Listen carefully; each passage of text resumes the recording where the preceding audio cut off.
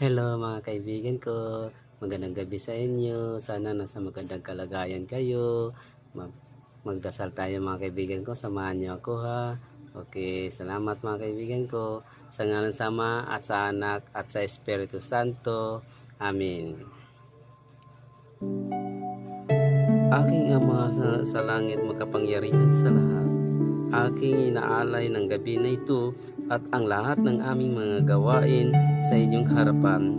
Naway kalugdan mo ang lahat ng aming gagawin at naway masunod namin ang inyong mga kautusan habang tinutupad namin ang aming mga ginagawa.